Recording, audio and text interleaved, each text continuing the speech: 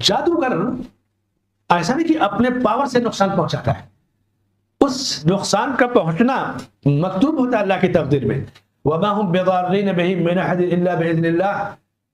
لیکن اسے کیسے معلوم کہ نقصان پہنچنا لکھا ہوا ہے؟ وہ تو بغیر تقدیر کو پڑھے جانے نقصان پہنچاتا ہے نا۔ تو یہ علم اس لیے بتایا گیا یہ مسئلہ تاکہ آپ جان جائیں کہ یہ اس کا کمال نہیں ہے، یہ چیز لکھی تھی اللہ کے ہاں، مگر اس نے اس لیے نہیں نقصان پہنچایا کہ لکھی ہوئی تھی، وہ خود اپنے علم پر اعتماد کر کے نقصان پہنچا رہا ہے، تو اس کا علم باطل، اس کا فتنہ باطل، اور کوئی آزمائش مصیبت میں پڑ جائے تو اللہ کے فیصلے پہ راضی ہو جائے تاکہ آزمائش پہ پڑنے والا کفر نہ کرے، وہ شک و شبہ پس و پیش میں نہ پڑے، بڑی سے بڑی مصیبت ہو، اب جیسے حادثہ ہو گیا کسی کا، تو اب جانتے ہیں کہ حادثے کے بہت سارے اسباب ہوتے ہیں،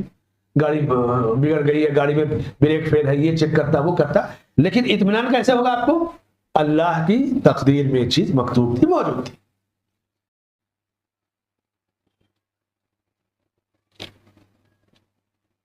جادوگر کے بارے میں قرآن کا ایک اسلوب ہے، ولا انما صنعوا كيد الساحر ولا يفلح الساحر حيث اتى، چونکہ جادوگر کافر ہوتا ہے اور جادو پر جس کا ایمان نہیں ہے وہ مومن ہوتا ہے، اور جادو پر ایمان لانے والا کافر ہوتا ہے۔ کامیابی کس کے لیے ہے؟ مومن کے لیے، اور ناکامی کس کے لیے ہے؟ کافر کے لیے۔ یعنی مومن اگر کمزور ایمان والا ہے تو بھی انجام اور نتیجے کے لحاظ سے کامیابی ایمان والے کو ملے گی، کافر اپنے کفر میں، جادو کے عمل میں چاہے جتنا مضبوط ہو، انجام اور نتیجے کے لحاظ سے وہ خسارے میں رہے گا اور نقصان میں رہے گا، اور اصل خسارہ اور نقصان اور اصل فائدہ وہ آخرت کا نقصان اور فائدہ ہے۔ اس حدیث میں اس بات کی بھی دلیل ہے کہ جادوگر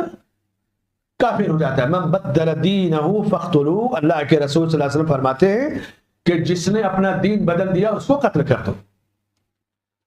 یہ حضرت عمر رضی اللہ عنہ کا فرمان اور حدیث رسول اس بات کی بھی دلیل ہے کہ جادوگر اگر توبہ کر لے تو بھی اس کو قتل کیا جائے گا، کیونکہ مارے ڈر سے توبہ کر لے گا،